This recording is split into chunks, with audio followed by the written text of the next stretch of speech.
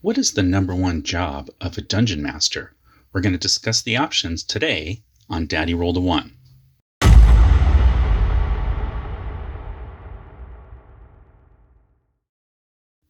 Please help support Daddy Rolled a One by visiting my shop to buy a t-shirt, hoodie, mug, poster, tote bag, or notebook. I have a bunch of new designs, including the new D10 and D12 patent designs to join the patent designs for the D4, D8, and D20 that I already had. So please head over to the shop. There's a link in the show notes below, and thank you so much for your support. Hello there, and welcome back. I'm Martin. This is another video in my series on Dungeon Master advice. And today I want to talk about something that I posted just on Twitter just last week. I did a short poll asking people what they thought the number one job was of a dungeon master.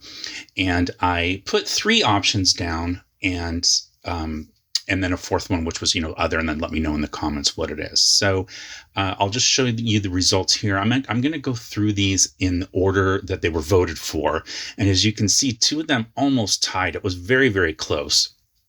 But the number one job that was voted for was the one that said to tell a great story. And it was very interesting. A lot of people came into the comments and very heartily disagreed with that, but it ended up winning. Now, part of this is probably I think due to the fact that on Twitter my audience of followers is a little different than it is here on YouTube. So here on YouTube, the demographics show that most of my viewers are men, and they are, I just say middle-aged, I guess, in their 40s and 50s, right? So like I am, right? I'm in my early 50s. So, but on Twitter, I think it's just the kind of group that I fell into, or whatever the case may be. A lot of my followers are, they're newer players. A lot of them are 5e players. And I have a higher percentage of followers who are women on Twitter than on here on YouTube. Now, I don't think necessarily that gender makes any difference as far as how you look at these different options, but I do think age and, sort of the types of games that you play and what you started with would definitely affect it. So what was interesting is when the poll first started out, although Tell a Great Story did take a pretty early lead, for a while, it looked like the number two option that I listed that ended up being voted as the third option, which was, making rules and adjudicating.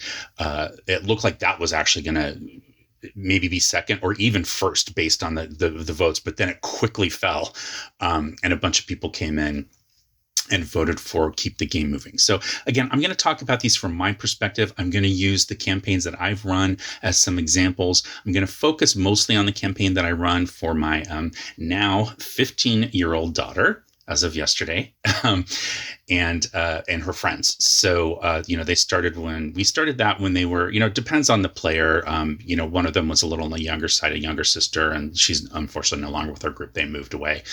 But around 10 or 11, and now I have three young teen players left that are now all 15. Again, as of yesterday for my daughter, she's the youngest of this trio, not by much, but by a little bit. Anyway. So I'm going to talk about that. But I also have another campaign that I've been running since May of 2001. It started out as a 3rd edition campaign, and then it went to 3.5 and then Pathfinder. It's technically still going, although it's been on a relatively long hiatus that kind of started during the pandemic.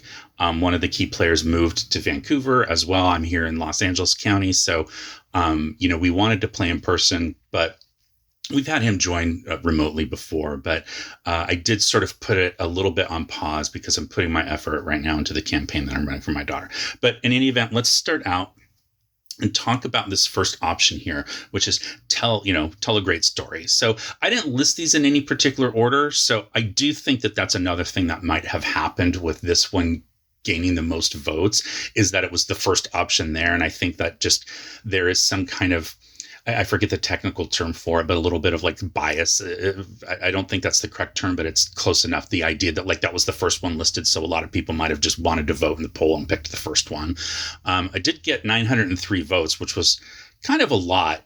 considering that my Twitter follower count is only a little over 3,100 people. So a lot of people were really interested in this. So I'll give you my viewpoint, which is that I don't think the number one job of a dungeon master is to tell a great story. I don't begrudge people who do say that. I think it's fine. But I think that the story, for me, and the way that I prefer to run my games now, I think that story emerges from play, and it emerges from the player reactions to the challenges that I set up for them, and then how I interpret those reactions, and the story comes out of that. So I'm going to give you a few examples here so you can understand what I mean. But I think a lot of people, when they think of tell a great story, they think of this. So I wouldn't say this is the first story-based adventure, story-based module, but it's one of the first. And a lot of people, especially old timers, like to kind of look at this series of modules, Dragonlance, as being sort of this turning point from the way that we used to play D&D to the way that we play it now, where there's much more focus on these long, epic story arcs where your characters start out as heroes and they're out to save the world or the universe or the multiverse or whatever it is that they're out to save, right? As opposed to an older style of play, which is, maybe a little bit more focused on just trying to survive and make a few coins so that you can pay your way through the world. And, maybe you end up becoming a hero, but you don't start out that way. So I think that's a very huge oversimplification.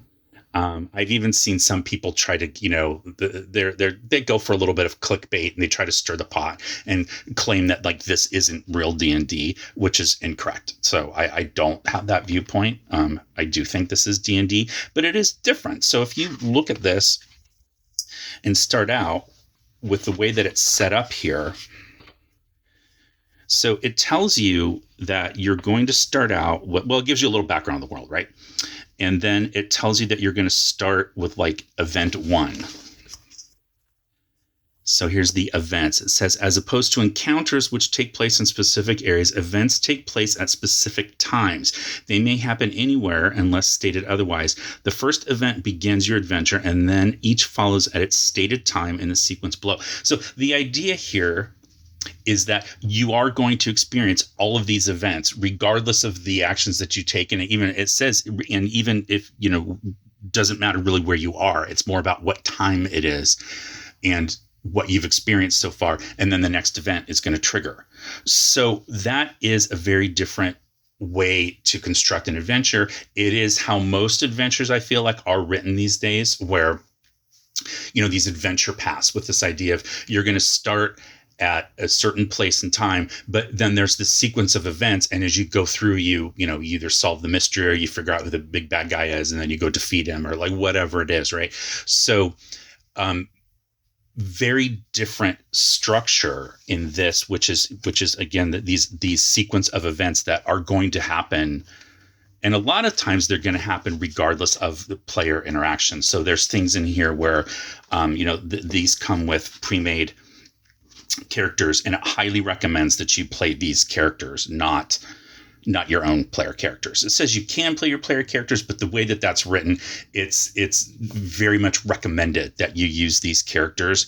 And at a certain point, if you've not played Dragonlance, I'm not going to get into too many spoilers except to reveal that something pretty drastic happens to one of the player characters that's listed in here that you can play, and you don't get to not have that happen to the character. It's going to happen. And so it kind of doesn't really matter, and it makes it feel like maybe your player actions aren't having an impact, or maybe you don't have any agency because the story structure for this says that thing has to happen to that character. So not my favorite way to play. However, these are fun. So I have a lot of friends in my 3E group that I run. I keep pointing this. So this is the pile I'm going to talk about for the game that I run for my daughter, and this is the pile that I'm going to talk about for the game, my 3E game, which you can see I'm not even just using 3E stuff. I have some older stuff here, but I just kind of separate the piles because it makes it easier to find my stuff when I'm going over specific examples. But I have a few friends who play in this game that this was their first exposure to D&D. So to them, this is D&D. This is how they play. So as opposed to, what some people would call more of like a hex crawl, or some people call it a sandbox. They're kind of not really synonymous, but sort of. But if you look at these early modules for the basic edition of D&D, so this is In Search of the Unknown, and it came with the box set that had this in it. So this is the Holmes Basic set. We've talked about that before, but this is In Search of the Unknown, and it is 32 pages. Now this one was also 32. I forgot to show that to you. 32 pages. Okay, so this is 32 pages. However, there's no story in this. It talks about notes for the dungeon master, and it gives you details on, basically how to run this adventure, as opposed to like this ongoing story, right? So preparation for the use of the module, computing experience points, how to measure time in the dungeon. So this is a teaching module. Now, and again, it's different because this isn't a teaching module. This is for, higher level characters. It's not necessarily for first level characters, whereas these two are. But the difference is there's no story in here. There's a bunch of caves that you stock yourself. There's tables in here, and you roll to see what is in each cave, and then and what treasure's there. And you use the rules from this version of the game to do that. And then the story emerges as the characters explore and they interact with the things that are in the caves, and their interactions and what they decide to do, whether they're going to flee or whether they're going to talk or whether they're going to fight. That helps build your story. So similarly in this. So you've seen me talk about this many times, but this is the adventure that my daughter's group started out with. Now, there's no story in this. So this is 28 pages, I think. But the majority of this is like advice. It's advice to DMs. And there's even some tips to players in here for new players. But the majority of this is advice on how to run an adventure. And then there's just these location rooms. Here's what's in this room. And so, and then there's also, a map of the keep, and it talks about like what's in the keep. But there's no story thread in this. The background is that you're at a keep on the borders of civilization where chaos is trying to kind of make some incursions. And you're part of this group of people that journeyed to the keep for fame and fortune. And it says, of course, you are inexperienced, but you have your skills and heart that cries out for adventure. So, I mean, that's it. That's what you get with these. So a very different approach to play. So I want to tell you how this played out in my daughter's game to give you an example of a story that emerged from this. So if you go to the caves back here, these are the goblin caves, and there's a common room here. It says there's 10 males and 14 females and 6 young. So one of the things that this does is it makes these caves seem lived in. So it's making it so that these monsters that live here are societies, they're cultures. And so, of course, they have children because this is where they live. It's not just warriors that are put there to fight. And then that creates situations where, as the players, they can decide how they want to deal with that. So in old school adventures like this, old school D&D, you didn't get that much experience from fighting. You got your experience from getting gold, and the gold translated to experience points. 1 gold piece was 1 experience point. Okay. So when you look at what's in this room, each male has D6 silver pieces, and each female has 2D6 copper pieces. And then, of course, the children don't have any money. So 10 males, 14 females, both of whom will fight. It says that the children won't fight, all to gain like just a few handfuls of silver and copper pieces. The idea of this is that a smart group of players is going to decide that that's not worth it. It's not worth it to risk our resources, meaning torches and lanterns and fuel and spells and hit points as a resource. It's not worth it to risk that for very little reward. Of course, the players wouldn't necessarily know what these people are carrying, but as they're going through this, they would get the idea that these goblins don't really have a lot of money, which makes sense because what use do they have for human money? Because they can't spend it in human town, most likely.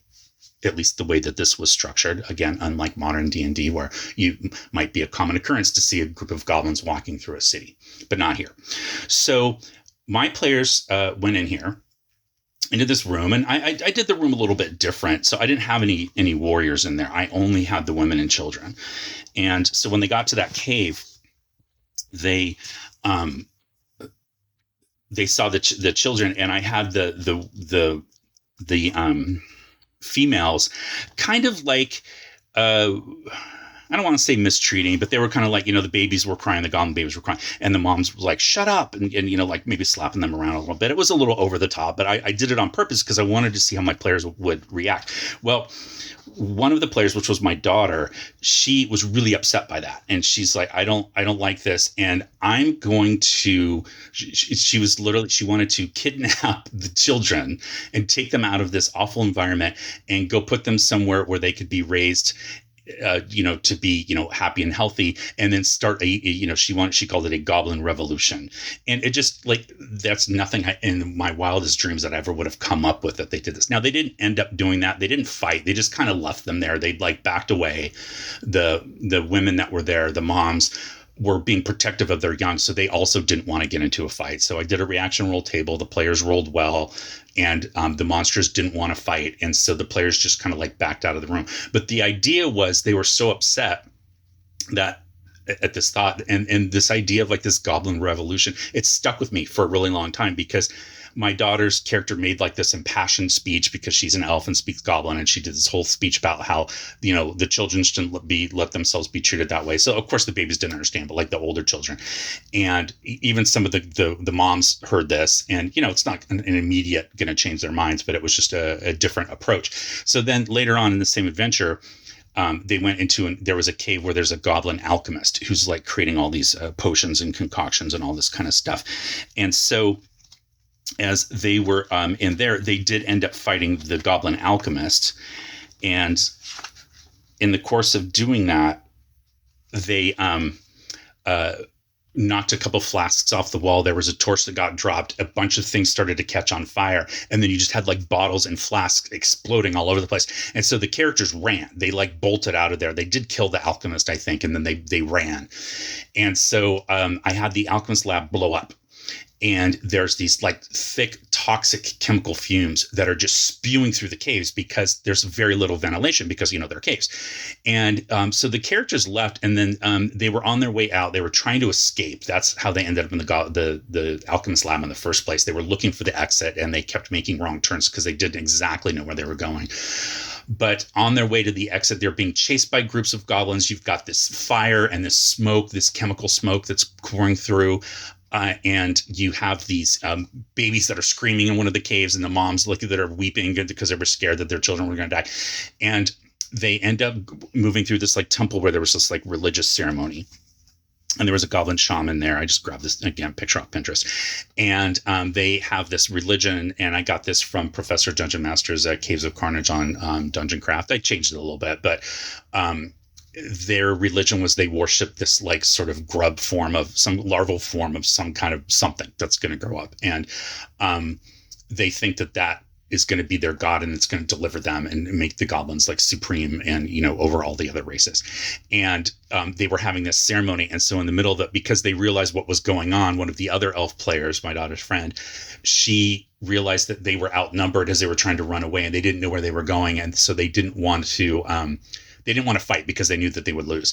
And so she had the brilliant idea of grabbing this great grub thing because these guys were worshiping it, and kidnapping the grub and sticking it in her backpack and running. And that's exactly what she did. I think she was somewhat influenced by Starfire's little pet Silky from Teen Titans Go, which I could see why she would think that of the way I described this grub. But she grabbed it and ran. And they ran out of the caves. Now, that had these huge implications because they just kidnapped the deity of this, cult religion. And so that started the, like infighting amongst the goblins who were there of like, what are we going to do now? And it created like all these rival factions, and they were gone. They like left the caves for like months, and then they came back. And one of the things that happened when they came back to the caves was they found all these like weird mutant goblins. And So again, pictures I found on Pinterest or whatever and these aren't exactly what I wanted, but it was close enough. But I had all these goblins have like, they had like different things. And this was the result of those chemical fires that broke out from the alchemist lab. It mutated a huge group of goblins and gave them all these different gross, weird abilities and stuff. And, this is based on a table that I made and posted on my blog, years ago of like weird goblins, and people really like that, and I wanted to incorporate some of that into my game. So I'll put a link to that post below if you want to see that. But so that's the story. That's my whole point of this, is that none of that's in the adventure, and I couldn't have planned that out because there's no way I could have written out knowing that they were going to set the alchemist lab on fire and that they were going to kidnap this grub thing and try to use it as leverage to get out of the caves. And so I was listening to them and being adaptive to what they wanted to do. And then that becomes part of the story, because then I had to think about, okay, what are the repercussions of them setting this alchemist lab on fire? Oh, I'm going to decide that there's mutant goblins, and they got a kick out of it. They loved the pictures. They thought it was crazy. And we had a lot of fun with it when they went back and realized that the goblins had changed as a direct result of their actions. So that's story. So to give you another example from my 3E game, and I particularly like this one, and I don't think I've told it here on the channel before. I just realized that this is the 80th video that I've made since I started. So I started last year, February of 2009. It's now I started in February of 2023, and it's now July of 2024. So the channel's been around for, what is that, 16 months-ish, and it's my 80th video. So sometimes I do forget if I've said something before, but in this game that I run for 3E, so this is the notebook for my 3E game, and you'll see it's very different. This one that I use for my daughter it's very practical. It's bullet points. It's, what's in there, so quick stats for every room, so that I, like, at my fingertips, I have, exactly what I need. And there's not a lot of extra flavor text, whatever you want to call it, in this. It's very, very like Ben Milton at Questing Beast, called like a control panel format. That's what I use now. This was more of like my campaign diary, sort of like everything about my world. And I didn't do that for my daughter's game. So this is something that I worked on for years when I wasn't actively playing, and it was my way to kind of stay connected. But there's just page after page of stuff here, and the majority of this never got used. Okay, so that's one of the downsides of doing that, is it didn't get used. And when I tried to like force it into the game, because my players didn't make decisions that utilized a lot of the stuff that I've written in here, I would get upset and I'd be like, well, no, why don't you go over this way? And I was a horrible DM when I started. I'll just get that out of the way at the front. I hope I'm much better now for my daughter's game. They seem to enjoy it. But one of the things that happened over time, and it happened because I allowed myself to be open to it, as opposed to forcing my players sort of on a story that incorporated all this history and stuff that came up in this game, was I had set out in my notes to my players that divine magic and arcane magic didn't get along. Essentially, they were going to be starting. This world was very much modeled after the old world from the World of Warhammer, the Warhammer Fantasy role playing game, and which in that old world of that is very much like Europe and in like the 1400s, 1300, I'd say 1400s. And so my campaign world was based on that, but it had elements of some other stuff in there. There was a lot of Conan the Barbarian and some whatever.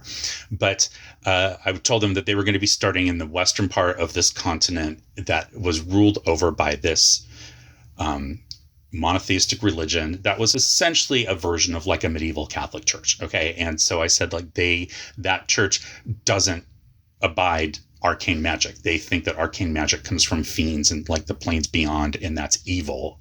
And that's the only thing that will happen if you ever try to practice arcane magic, is that you'll be evil.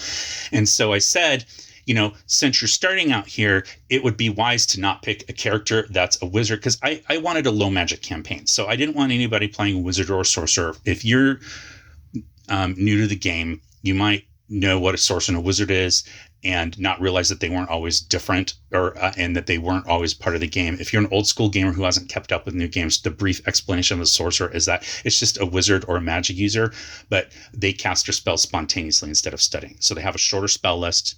In third edition, which was the edition I was playing for this campaign, they had a shorter spell list, but it was the exact same spell list as wizards. They just they could cast the fewer spells that they knew more times a day, and they didn't have to again memorize them. They just knew them automatically. They had to, sleep to like replenish them, and they had a certain number that they could cast per day, and then they were done. So really, the only difference is you're not lugging around a giant spell book, and you're not able to like learn new spells as quickly as a wizard. So that's the difference. Anyway, so I said, I don't want you to be sorcerer, and I'm telling you that because it's going to be important. I don't recommend that you start out as a sorcerer or a wizard. And I said, these are the most common types of character classes that you encounter in this part of the world. And it was like, your typical like fighters, rogues. I even had some paladins and clerics, and those were the main ones. And then I kind of said, like, if you're anything else like a monk or a druid or whatever, you might stand out a little bit. And of course, everyone went full bore into the let me stand out type classes, which I should have expected. And the thing is, I didn't make them change. Of course, I'm trying to listen and be open to them. But one of my players wrote me an email, and he said, I really want to play a cleric of that faith, like that monotheistic faith that you're talking about. But I want it so that, his father was also a cleric in that religion, but he wanted his mother to be part of this sort of like wandering group of nomads that were a little bit more like magic focused. And he said, so I want to be like, part from my father's culture and part from my mother's culture. And because of that, I want to be a multi-class cleric sorcerer. And that should have technically not been allowed based on the way that I'd set up the rules for this world. But, I really don't want to tell someone that not to play the type of character that they don't like. Sometimes I think it's okay to say like, hey, we're playing in, Tolkien's Middle Earth. So no, you can't be a Thri-kreen or you can't play, a tiefling because, those don't exist in that world. Right. In this case, I was like, he's really put a lot of thought into this, and he wants to do this. And I told him, I was like, you can do that. The problem is your church thinks that this magic use that you have is evil. So you probably don't want to let him know that you can do that. And he's like, yeah, okay, that makes sense. And so he made it seem like basically his magical powers spontaneously, developed as he hit puberty. Basically, it was very much like an X-Men kind of like, mutant abilities that get triggered in your teen years. And I thought, okay, that's an interesting way to look at it. Like, look at sorcerers as being mutants. And so I liked that enough. I was like, yeah, okay, let's go with this. And so I allowed him to use his skill points and put skills into charisma-based skills like persuasion and bluff and sleight of hand. And I let him make those types of checks, like a sleight of hand check to hide his hand movements when he was casting his arcane spells. And then I let him use bluff to convince people that it was actually a cleric spell that he was casting. And he just made sure to not do it when he was in big public spaces, so he would do it very limited. And so the reason this is going to be important is because he's playing this character, and he, every so often he'd advance as a cleric, and then every so often he'd advance as sorcerer, but he kept them pretty much equal. And because he was playing a cleric, I had to decide, design a little bit more on this faith. Now I had a whole bunch from, you can see I had tons and tons and tons of stuff that I had written about, the religions in this world. And I, told him that, like, okay, you have a superior in the church. And just on a whim, I decided to make the superior a complete jerk. And so this player said, like, his father was more of like a country style priest, very rural, and, sort of like think of like Friar Tuck from Robin Hood, like that style. Okay. And so that's kind of what he envisioned his priest being like. But I gave him his superior in the church being this very civilized, urban, well-cultured, well-educated, like finer things in life type of priest that looked down on this guy. But this guy got the job done. And part of the reason he got the job done is because he was relying partially on his ability to cast arcane magic spells. Now, his superior in the church didn't know that. And so as time went along, I unveiled that there's actually 3 different factions in this church. There's the traveling priests, which this guy was part of. There were the temple priests, which was the role of his superior in the church was a temple priest. So someone that's attached to a specific building and temple and the area surrounding it, like a bishopric, essentially. And then you had your, what I call the illumination, which was essentially the Inquisition, right? So the people that go out and hunt down people that break the rules of the faith, including arcane magic users. And so this guy, his superior in the church, ended up getting transferred from being a temple priest into the illumination under somewhat odd circumstances. I didn't let it go too far, but there was a little bit of thought that like maybe he had engineered the assassination of one of the key illumination leaders so that he could position himself to be there to take over.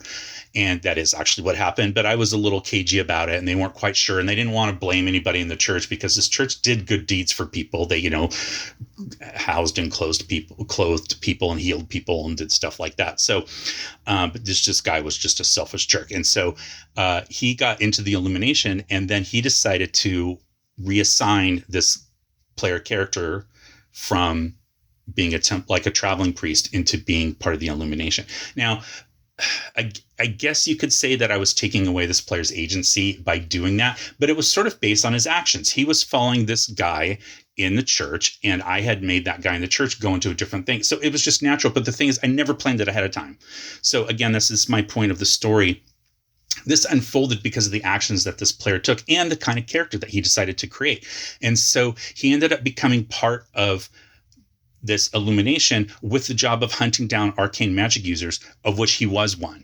And the player was like, oh my God. And this happened over years of gaming time. So we started this game in May of 2001. That change to his character probably happened in about 2009, 2010.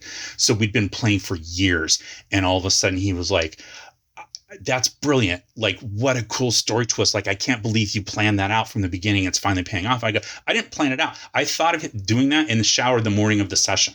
I was getting ready. I was thinking about what was going to go on, and I wanted there to be something big that happened that like nobody would expect. And I thought nobody would expect that this character is going to be put into that position. And so I just dropped it in there. It wasn't a planned arc. It had nothing really to do with anything else that was going on in this campaign and what these characters were doing, but it was a huge element of the campaign.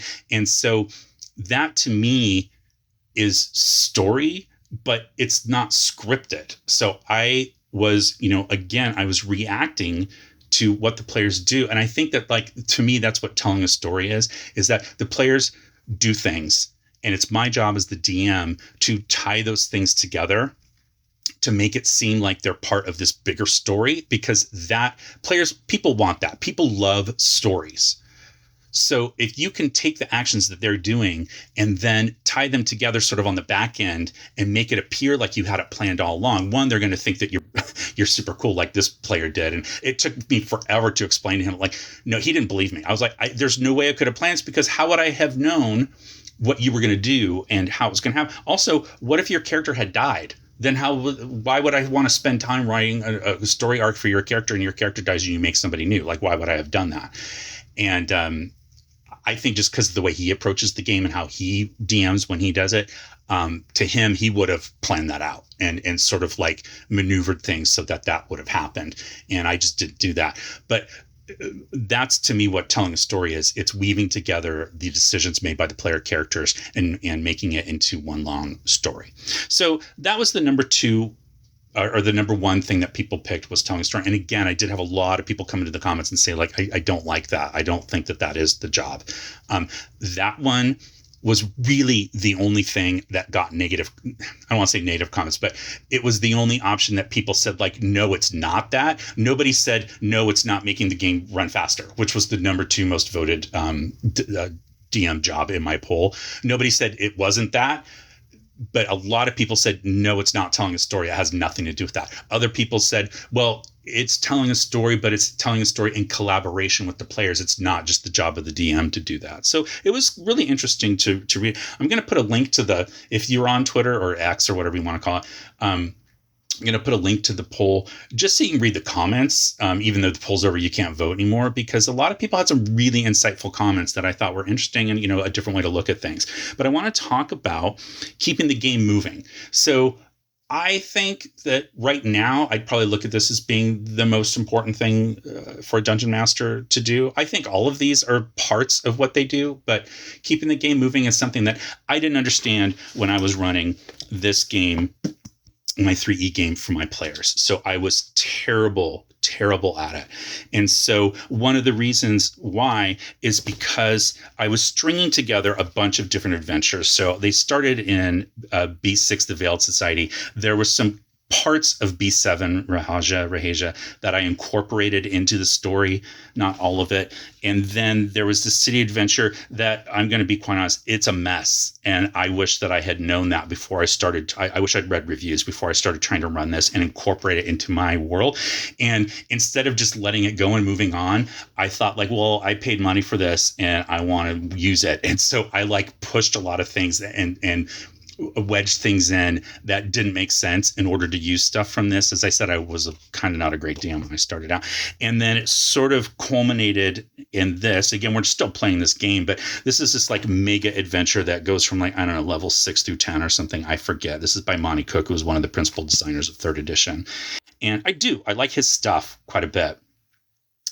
And so one of the things that happened was way back in this one when they started, if you've ever played this adventure, there's this old woman's house in here, and she is complaining that there's noise that she hears in her basement. I think it was this module, I'm pretty sure. And the characters go down into the basement and they find some gnolls down there. It's weird. I don't know why they would be down there. I forget. I mean, it's been forever since I've looked at this, but I do love this adventure, by the way. And that's the reason I started with this one, because I'd never run it before. I've had it since the early 80s and I'd never run. So anyway, these gnolls were down there. Well, then I picked this up, and this has this whole society of it's like a secret society of sort of monstrous humanoids. And not just humanoids, like monsters as well. There's beholders involved and all kinds of stuff. And they're part of this group. I forget the name of the group, but they are looking for the Bane Warrens, which is where all these old artifacts are housed. And they're trying to find the entrance so that they can get in and get all these artifacts and use it to rise to power, because they're part of this faction, this cult, secret society. And I thought, okay, now I know why the gnolls were digging in this old woman's basement. They didn't know they were in the wrong place, and they're part of that faction. And so I tied that together, which I thought was kind of a cool thing to do. But the problem was I was using multiple things from multiple different adventures and trying to tie them together and having trouble remembering what was happening. And so a lot of times stuff would happen in the game, and the players would say, oh, who was that again? Or what was that? And I would sit and I would get out my notebook, and I'm flipping through page after page, and it's not indexed well. And a lot of this is just, like I said, flavor text, and I couldn't find the details. And then I had printouts, and I had sticky notes, and I had all this stuff, and it just wasn't organized. And so I would literally stop the game and try to go and find out who that NPC was. And that was bad planning on my part and poor preparation. But it was also, I had too much going on, because I was, in this particular case, there were parts of this that I was pushing in a direction. I was pushing a story. And that's one of the reasons now when I run the game for my daughter, I don't like to do that, because it means I have to remember too much. And I can't. I just don't. And I don't have a great memory for things like that. But if I'm just reacting to what the players are doing, because they made the decisions, well, one, they don't forget. They very seldom forget what they did. I also have tasked them with trying to take notes during the game. So the dad player or one of the teen players will take notes and then screenshot them on their phone and send it to me after the game, so that I have that as a reminder, which is helpful. And that's not something I did in this game. But the other thing is that by the time we got to Pathfinder, this game is just so crunchy, and there's just so many rules, and there's all these spells. And like I've said before, spell descriptions are one thing that I just really don't enjoy reading. I don't find it enjoyable to try to figure out combinations of how to mix a spell with a race or class, feat, whatever ability, and figure out those. And I know some people do like that, and kudos to them. It's just not something I'm good at, or that I enjoy. But like this is all the spells in this book. There's no way I'm going to read all this and memorize what all these spells do. So what would happen is one of the players would say like, oh, hey, I'm going to cast such and such. Now, partly on them, they didn't always know what it did because they didn't pay attention. And then, so I would have to stop the game and get this out and look for the spell and read the thing and go, oh, you can't do that. Or it's this kind of saving throw or like blah, blah, blah. Or I would have NPC spellcasters casting spells and I would have the spell written down, but, then I would lose my note where of like whatever it was, or I would think I would remember how it worked and it didn't like again. So, I think like, again, I wasn't keeping the game moving. So I was slowing it down and looking up things and just killing all of the momentum. So then there's no pressure. There's no anxiety about what's going to happen. There's no, you're completely being pulled out of the moment. And the game just would like, grind to a halt and I would sit there and flip through these books. So I don't do that anymore. So I'm keeping the game moving. So as an example, in my daughter's game for this one, I do have in here, every once in a while, they will want to go shopping. And so like I have these notes here. This is from Professor Judge and Master's Patreon, but there's a trader and there's a provisioner and they'll want to go shopping. And I have the shopping list of equipment and I've done some kind of what I think are fun things where shopping is sometimes based on a reaction roll and based on how well they roll, they can get a discount. Or also I'll do things based on the size of the town they're in that limits like what's available. And I have some tables for those that I can roll on to see like, oh, there's an X and 6 chance that this is available or it's not available. Maybe they just had a limited quantity and they're sold out or what like that. But I don't always use those. So those are tables that I'm working on for a new supplement that I'm doing. That's going to be based on all these different genres of fiction or adventuring, wilderness and city. So urban, that's what those tables are for, the shopping tables. But I also have like horror and sword and planet and fairy tale. It's like little short chapters. Well, they're not going to be that short, but chapters that help you with tips on how to run a campaign with that aesthetic or that style or in that environment and adjustments to make to your game. So I like to use that stuff in my game. So I'm kind of play testing it for one, but two, I spent time making it and I want to get use out of it. But a lot of times with shopping, that's something that does slow the game down. So what I will normally do now is if they're in a position where we start the game and let's say they're in town and they're going to go do something, I know that they're going to want to go shopping. And so I will usually just say, look, do you want to role play the shopping? I don't say it like that. I'm saying it like that to you. I try to be open to them because sometimes they want to talk to the provisioner or the trading post guy because they think those guys are fun. But I'll say, do you want to talk to them? Or can you just take 10 minutes, go through the book, look at what you want to get, ask me if it's available, and I'll tell you, and then just subtract the gold off your sheet, write it down, and move on. However, if you don't do that and it's not written on your sheet, then you don't have it. So that's one thing that I'm trying to keep the game moving. I don't want to stop in the middle of the game when they get back to town and spend an hour role-playing them buying a sword. I don't think a lot of people enjoy that. I know my dad player really doesn't like that a lot. So I'm trying to be sensitive to that. And while my teen girl players sometimes enjoy that aspect, it's not something that they're willing to they don't want to upset anybody else. And they know the dad player doesn't like it. And they know that's not always my favorite thing. So we're kind of coming to a common ground here to kind of just keep the game moving and go along. Now, another thing that came up was one of the sessions where in this group, the characters came across some bad guys here, and they were trying to run away, the swine gang, and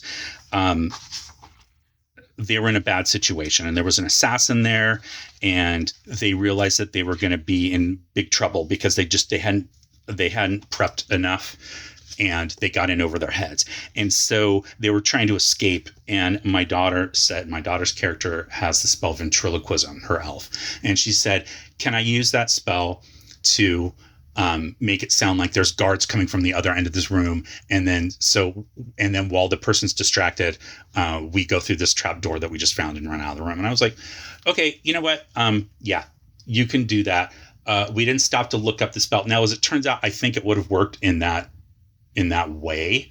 I maybe could have rolled, some sort of saving throw mechanic to see if this person was really distracted, thinking that there was a group of guards coming. I didn't check the range. I didn't check how the duration. I just said, yeah, that'll work. Do that. And then let's keep going. And then later on, I looked it up and I was like, oh, I think that I ruled that okay. But my goal at that point was just to keep the game moving, because this was a tense moment. They were in this fight. They knew that they needed to get away. They didn't know how. They knew they couldn't outrun these people. And so using and doing that, what my daughter's idea that came up with, and me just running with it and saying, yeah, that works, let's keep going. That created this, like, it was a moment of relief, but also that was still tense, because they had to get through this trap door and then figure out where they were going and get out of there before these people realized that that was a ruse and that there was nobody coming. So that was an example of keeping the game moving. Now, that's just something I find very, very difficult to do with a super rule crunchy, heavy system like this, where there's just so many rules, so you never can remember them all. At least I can't.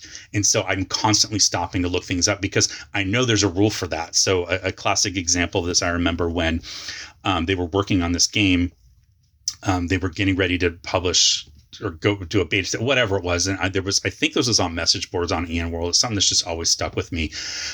I think they were sort of like done with writing the rules. And then they said, oh, and then we realized we didn't have rules for stairs. And so they stopped it and then had to write rules for stairs and then relay out the book and put it in there. Now, it is in here and it's only a paragraph, so it probably didn't mess things up too much. But the fact that they held back a release of a book because they hadn't explained to a DM how to adjudicate running stairs. And if you know that those rules are in here and you're on stairs that you weren't prepared for, you might feel compelled to stop and look up the rules and figure out what's happening on stairs. And then once again, you've killed the momentum. So I think that is something that happens a lot with crunchy systems, is that when you have niche rules for all these niche situations, it's going to create chances, or it's going to almost compel you to want to look the rule up, because these systems work with all these rules working together. And that's how they interlock to like do certain things. And if you try to remove one of the rules, your players are going to get upset because maybe someone's taken a Stairmaster fighting feat, and I want to be able to use that to fight on. I don't know that there's a Stairmaster fighting feat, but I think you're following my example here. So you have to know how that works. And so I think it's easier to keep the game moving when you're using a little bit of a lighter system, like the one that I prefer to run for my daughter and her friends. Okay, so the third thing that people voted for, and this came in much, much lower at just slightly under 15% of the votes, was making rules, or, adjudicating rules. And it's interesting how people sort of approach this. So I had one person who basically quote tweeted me, and she said that, you really don't need to adjudicate rules unless you have a new player in the group. And I thought that was really interesting. But again, I do have a different type of follower on Twitter. And so I think a lot of these people are, again, used to systems more like this, or even 5e, which to me, I think 5e is less crunchy than Pathfinder, but it does tend to be very rules focused. There's rules for everything. And the idea, and it's on purpose as part of the design, having all those niche rules, the intent is that as a player, you mix and match those things to achieve a certain thing that you want your character to be really good at. And so I've mentioned this before, but it's very similar to like building a deck in Magic the Gathering, where you pick the specific cards you want in the statistical likelihood that you're going to draw that card at a certain point in the game, knowing that you're going to create this combination that's going to do something really cool. And that's kind of how Wizards approaches games now. And a lot of kind of post 3E role-playing games that are in that same vein, they approach it the same way. It's giving more and more and more niche options for players to say, oh, I think that's cool because it would be awesome if my character could do this when I mix it with this and this and this. And so I think maybe that was the thought when this person said that, like, you don't really need to adjudicate a rule unless you have a new player, because I don't know what the new player was exactly, but I kind of explained, it's like, hey, well, I do it quite often because I'm playing a game, an edition that has fewer rules. And that is actually freeing for the players, because it means that they can be a little bit more creative and not be held to like doing the same thing every turn, because there is nothing that they are particularly good at more so than anything else. Hopefully that explains it well. But I'll give you a couple examples here of making a ruling for something that didn't exist in the game. So one of my players, she plays a thief, and I'm not sure exactly why she wanted to do this, or well, it doesn't matter. It's her character. She, at one of the points coming into town, she said, I want to buy a guitar. And I said, okay, you can find something guitar-like, a stringed instrument that you can play if that's something that you're interested in doing. And she's like, yeah, I want to do that. And I said, okay. And then this particular session, I asked them, what did your PCs do in the past week? And so I had advanced the timeline by a week because we'd kind of been going like day by day, and we've been playing for over 4 years, and not that much time in the game world has happened. So I don't use the really old school thing of like, a day in really real time equals a day in game time. I don't do that. So I decided to kind of move things along, but I wanted to know, like, what did your characters do in the past week? And I kind of put them on the spot. Because I want to see what they would come up with. And so this player said, oh, you remember how I bought that guitar? I said, yeah. And she said, I spent the week sitting out on the corner, in front of the tavern or like wherever, playing guitar and hoping that people will give me money. And now if you're a 5e player or even a 3e player, there are rules for performance where you can make charisma checks and whatnot, or performance checks, depending on the edition that you're doing. And it tells you very specifically how much money you make based on that. Well, there are no rules like that in this game here. And so she said she wanted to do that, and I had to come up with something quickly. I didn't, and again, because this is kind of going along with also keeping the game moving, I didn't want to get bogged down in figuring out rules for her to figure out how much money she was going to make from playing her guitar, because it really wasn't doing anything other than helping her flesh out her character. And I wanted to make sure all the players got a chance to tell me what their characters had done and not get bogged down in just one player. So anyway, I said, okay, cool. Make a reaction roll 2d6. I just made it up on the fly because I'd never thought about this coming up in a game for this edition. So I said, make a 2d6 reaction roll. I'll just put the table up here so you can see what that looks like if you're not familiar with it. And she rolled. I let her add her charisma bonus, which I can't remember if she had one, but I told her if she did, she could add it. It would have been written on her sheet. And then based on the results, and quite honestly, I don't remember what she got. It was over, it was at least average, if not higher. And I said, okay, cool. Roll a D4 and a D6. And so I said, the D4 is how many silver pieces you earned, and the D6 is how many copper pieces you earned. And she's like, well, I did it every day. And I was like, yeah, but you're new. So like that's spread out over the course of a week. And, you probably got the silver pieces closer to the end. But if this is something that you really want to do and keep doing, you'll get more and more money as time goes along. But actually it was, I said D4 and D6, and then I multiplied the result by 10. Okay. So that was how many she got. So it made sense that it was spread out over the course of a week. And, she's like, oh man, I wanted gold pieces. And I was like, yeah, well, you can turn in your silver for gold if you have at least 10. And, it was really funny. She was focused on kind of doing that, but I had to just make up a rule very quickly. Now, another one that came up was there was this time where they were tracking there were some bandits that kidnapped somebody, and they came along the ambush site, and there were going to be tracks. Okay. There are no rules for tracking in this game. Now, I am using Old School Essentials, and Old School Essentials does have an advanced rule book that has essentially a ranger class, a first edition advanced D&D ranger class, but written as this style of game because the mechanics are slightly different. And it had tracking rules in there. However, I wasn't using that. None of my characters or none of my players are playing advanced characters. I don't use it that often right now. I plan to incorporate it later, but I kind of just wanted to start with the basic stuff. So there's no tracking. So the way that I handled this, because I had to make a rule on the fly, the player said, we want to track. Can we see footprints in the mud? And I had written down that they could follow the tracks, but it was stormy and it was going to start raining. And I said, okay, yeah, you can track these tracks. And so what I said was, tell me what, which one of you grew up in a forest situation? And you would have thought it would have been the two elf players that jumped on this, but it was the thief player. And that she is, of the three, the most interested in role playing and seeing how this game is going to unveil. I forget what the word is I was going to use, but how the game's going to progress and what's going to happen with their characters and, the story that's being told by the decisions they make. And so she said, oh, my character, his name is Augustus. It's a thief. And she goes, Augustus grew up in the forest. And I don't know if she knew that from before, or she just kind of grabbed onto the fact that I was just asking this because I've done this before in the game. And she said Augustus grew up in the forest and is used to like tracking wild animals in order to like hunt and feed their, the people she lived with. And I was like, okay, that's good enough for me. So that is now part of your character. You now hunt that way and or can track that way. And so I did just a very simple like X in D6 chance to track, and the chance got lower as the rain started because it was covering up the trail. It was like washing away the footprints. But that was the tracking rule, and I just made it up. But I had to come up with a rule because there are no rules like that in the game. Now, obviously, I'd planned a little bit ahead because I had written in this note that they could follow the tracks, but I hadn't exactly described how it was going to work. And I like letting the players lead me to kind of say like why it would make sense for their character. But now that has become part of this player's character's, backstory. She hadn't written that down beforehand, but she explained it on the fly. And, I don't let them go crazy. I don't let them abuse it because, that sucks, but they don't. So they're very respectful of when I ask them these things. And if they can come up with a plausible reason for why in the past their character had done a thing that would relate to what they're doing now, I let them do it.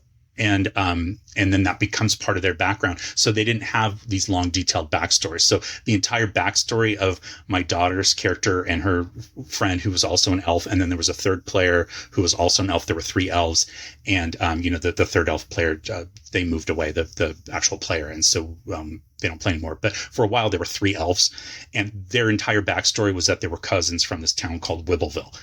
That was it.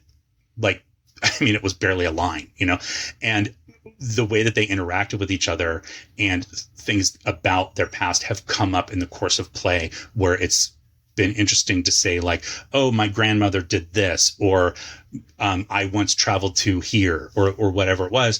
And again, when it's within reason, I let that stand. And I think that's a much more fun way to kind of create a character backstory.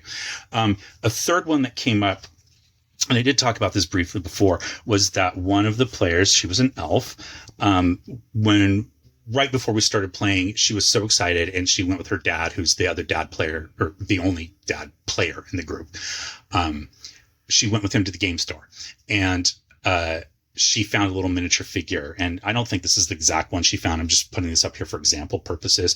But the figure that she found was sort of like this elf, and it was really more of a druid. Elves in, BX are essentially fighter magic users, but, and it had this little wolf with the figure. And she's like, that's what I want my figure. And then she came and she said, I want to have a wolf. Can I have a wolf? And I was like, you're a first level player character. The wolf has more hit points and better attack value than you. Like, no, you can't have a wolf. So that's what I'm thinking in my head. But of course, it's the first time these kids were playing, and I really had it in my head that I didn't want to be negative about their ideas because I want to be surprised and I want to see how creative they can be, and I want to encourage them.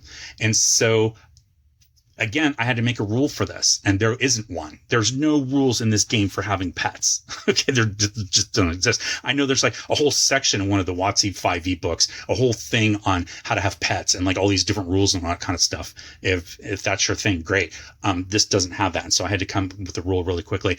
And I said, yes, you can have a wolf, but it's not the size on your figure. It's actually a pup. It has 1 hit point, and it is completely dependent on you. It's sort of helpless. It can't attack. It can't really follow commands, but as you go up in level, it will level also, and every level there'll be like a handful of new commands that you'll be able to teach it.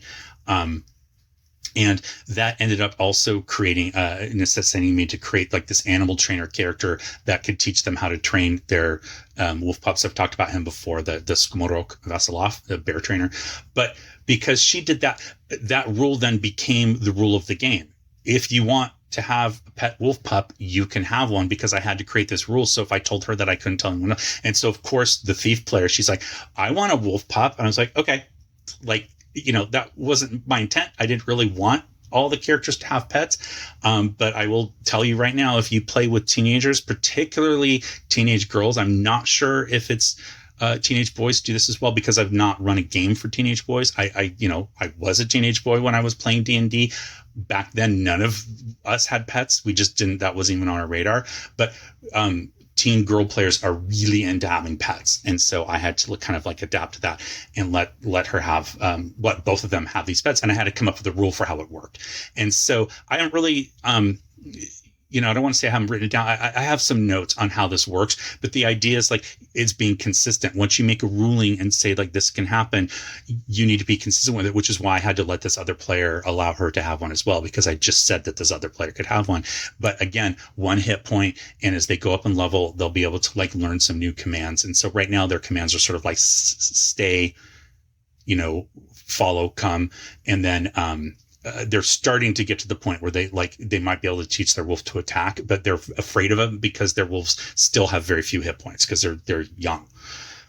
Okay, so that was the third one, and then I just want to briefly talk about the fourth one. Turn the page on my notebook here. So I thought it was very telling that this one only got 10% of the votes, 10.5%, which was the other. And overwhelmingly, what people said, like when I said, if you put other, like make sure to comment below and tell me what your other is. Overwhelmingly, the thing was people said, oh, it's the number one job of the DM is to ensure that everyone's having fun. And yeah, I mean, I don't disagree with that at all. I guess I just sort of maybe take it for granted that why would you be playing if you're not having fun? And people said like, and it's fun for everyone, including the DM. So of course it is. So I guess I look at that as just sort of being like the entry fee of playing is that everyone's having fun, because if you're not having fun, don't play. But that's not really a skill that I think a DM could, well, it's not that you can't improve it. You can, but a lot of the improvements of helping people have fun might be taking some of these other tips that we've been talking about here. There were some people that say, oh, well, it's really the number one job is to be entertaining. I think that's a lot of pressure, because I think when people think of being entertaining, they think it involves like, funny voices and play acting and that kind of thing. And it can be that, and those are neat skills, but I think you can DM just the same by not doing that and still have a good time. But it is something to think about, that when you are the DM, you're kind of like the MC of your game session in a way, and MCs are entertainers, right? So that's something. A few people said that it was building a world. So that was part of their, what they thought the number one job of the DM was, is building a world. I kind of extrapolate from that the way I look at my job as a DM is that I create challenges, and part of those challenges have to take place in an environment, which is the world. But as you saw by going through my notebook here, I don't write out long, huge, detailed histories of my world with all that kind of stuff, because it's not going to come up and play most likely. Sometimes it's good to know that stuff happened, because it might help me in a situation, but 9 times out of 10, it's going to be, so-called wasted effort. And I just don't have that kind of time anymore. So I yes, building an environment for an encounter or a situation, yes. But I think world building, while it's fun, I enjoy it. I love doing that kind of stuff. I just, again, don't do it as much now, just because, of time commitments. A few people did some sort of version of like adaptability. Yes. And I think, being flexible, and someone else said, listening. And I think those two are very very, very close. It's like reacting to the decisions that your players make, and make sure that you're listening to them and you're being flexible with what they want to do. That doesn't mean you let them run over you. It doesn't mean, I'm not a type of dungeon master that thinks that you should let your players use anything that's in a player's handbook just because it's in the player's handbook. I am not one of those kinds of DMs. And I know a lot of people don't like that. They think a DM should just allow everything. I think it's okay for a DM to say like, oh, this is this sort of setting that I'm trying to go for, the sort of aesthetic, and it's influenced by these are my influences. If that doesn't sound cool to you, maybe you want to skip this campaign and start playing the next one, or maybe you want to start your own campaign that's more in vein of what you're thinking, and I'll play on that one, right? But this is what I'm doing. So I think it's okay to create limitations. But I do think it's important to listen, which is, again, I listened about them, having their wolf pups, and I listened to the player who wanted to play guitar and things like that. Those are just the 2 most recent ones I thought of, because I just mentioned them. And then I just thought this was funny. Somebody said the number one job of the DM is to eat treats and then tell the people who brought them that they're delicious. I thought that was really funny. So again, this is just kind of my look at, the jobs of a DM and what are some of the things that make a good DM. But I would love to hear your thoughts on what those are. So please drop them in the comments below and let me know what you think about that. Now, also, if you like this type of DM advice, if you like these videos and want to learn more, please like this video and then share it with your friends, and make sure to subscribe to the channel so that you can get notified when I post other DM advice videos. While you're down there, leaving a comment to tell me about your ideas on what you think your number one DM job is. You can also find places where you can join me on social media, and you'll find links to my blog. And the best way right now, I've already mentioned this, is to support the channel, is that you can buy a little something from my shop. So I had a little clip at the beginning of the video, and I'll have a link down below where you can do that. All kinds of cool designs. So that's going to be it for this particular video, my 80th video. So thanks for sticking through this, and happy gaming. Stay safe, and I will talk to you next time. And now for the bonus content, what I was drinking, what I was listening to while I worked on my notes for this video. So today is Tuesday, July 9th, and I actually started working on my notes for this over the weekend. So I did yesterday, I think I mentioned, was my daughter's birthday. So I didn't really work on the video yesterday, but over the weekend I was working on it. And because this video was DM advice, where I didn't have to do a lot of research and connect a lot of dots to come up with a narrative to tell as part of the research, I was able to kind of branch out of, I normally listen to jazz when I'm doing the deep thinking kind of music or deep thinking videos. So I had a little bit of a different approach to this particular video. I'll get to that in a minute. But what I was drinking was this. I made a gin old fashioned. So I think I've mentioned this before. I made a coffee old fashioned once, cold brew coffee old fashioned. But an old fashioned is not a name of a drink. It's a style. A lot of people think it can only be made with a whiskey or with bourbon. Some people don't know that bourbon is whiskey. I've seen that meme before. If you've seen somebody wrote on their receipt, old fashions are made with bourbon, not whiskey, figure it out or something like that. And it's well, that person didn't know what they were talking about. But an old fashioned is it's spirit, sugar, water, bitters. That's all it's an old fashioned style cocktail. And so again, because you can make it with any spirit, I made this one with gin. And so this sugar, I use simple syrup instead of, traditionally you would use a cube and then douse it with bitters and then muddle that. Maybe add a splash of soda water to try to, help that sugar to dissolve. And then you'd add your spirit and stir it together. I find that simple syrup incorporates better. There are some bartenders who think that that's blasphemy and you shouldn't do that. There are others, that will do that. My local bartender, my favorite, she uses simple syrup. It's also at a service well. It's much quicker to make a drink with simple syrup than having to muddle that sugar. But that's how I do it. I used this particular gin. This is a fun one, and it's partially responsible for the color on this not being as clear as you might have thought. This is a barrel rested American dry gin by CHECKERBARK. So they basically have an American dry gin, and then what they did was they added it to both new oak and used bourbon barrels, and it gives us these, as it says, vanilla and cinnamon notes, along with citrus that you would expect from a gin. So I thought it was a perfect gin to use for an old fashioned. So a lot of times I will literally just sip this neat, or I will put it on a cube because I don't necessarily like warm gin.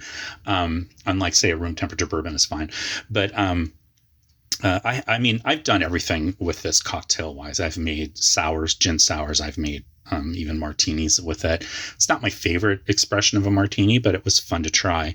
And then for the bitters, instead of the traditional, in an old fashioned cocktail, typically you would use Angostura bitters. Maybe Peychaud's, kind of depends on your style, but I used Fee Brothers West Indian orange bitters, and then because I used that, I garnished with an orange peel. A lot of times in old fashioned, you also have a brandied cherry. I felt like the flavor profile wasn't going to match this. So cheers! Thanks for watching the bonus content. Yeah, you definitely get that vanilla. Just kind of an interesting mix with the citrusy notes from the gin. So one of the things I was just thinking, I wish I'd thought of this earlier. My wife actually made a cinnamon vanilla simple syrup, and like a homemade one, and using vanilla beans. And I wish now, kind of in hindsight, that I had used that instead of just regular simple syrup when I made this, because I think it would have helped accentuate those flavors a little bit more. As you can see, I'm kind of running out of this, so probably not going to do another one of these drinks anytime soon. So I want to hold on to that. But listening wise, I was listening to the Smiths, The Queen is Dead. So this is, again, for all the people that think I only listen to jazz. No, I don't know that I necessarily have an eclectic collection. One of my friends, a new friend I've been following on Facebook, is posting like multiple albums every day. He's listening to his entire vinyl collection, like in like alphabetical order, roughly. And he's posting albums that I don't have and will never own. And I think his collection looks pretty amazing. So last I looked, I think I had maybe 600 albums, which I know probably sounds like a lot, but my best friend's got over 5,000 so, in his house. And he also owns a record store, and the record store collection is on top of his personal collection of the 5,000. But anyway, this album came out in 1985 or 86, sorry. And it's been ranked consistently, usually as like the best Smiths album. It also shows up on a lot of like best all albums ever. I think it was 2013. There was it New Musical Express or whatever? They ranked it as the #1 album of all time. I wouldn't go that far. It is a good album. So the first Smith songs that I ever heard was on the radio when I lived in Utah. So amazingly enough, I found a sort of college, I forget the call letters, but I found a college radio station that played at certain times in the day this kind of music. And I heard Big Mouth Strikes Again, and I was like, this song rules. I really like that song. So that was the first Smith song I heard. And then a friend had a cassette, and I think it's really funny when you look down here, it says also available on cassette. He had the cassette of this, and he made me a copy. He dubbed it, and then he actually cut out pictures to put into the cassette thing to like make it look cool. And that was how I listened to this album for years. So this is actually my wife's copy of the album, not mine. She got it originally, and this is an original pressing from '86. So it's not like a repress or anything, but lots of great songs on here. There's a Light That Never Goes Out. And then, a lot of them, right? But The Boy with the Thorn is in His Side. I think Morrissey has said that that's his favorite Smith song. But this is a real collaboration between him and Johnny Marr. So back, of course, when they were still getting along. But anyway, I was able to listen to that again because I didn't need to, I don't want to say focus as much. I wasn't doing that research and that deep kind of connections that take a long time when I put together my history videos. So this one was a little bit more spontaneous. I do hope that you enjoyed it. You got something out of it, that you got some tips that you can apply in your games. And again, I would love to hear yours. So leave them in the comments. And until next time, cheers and thanks for watching.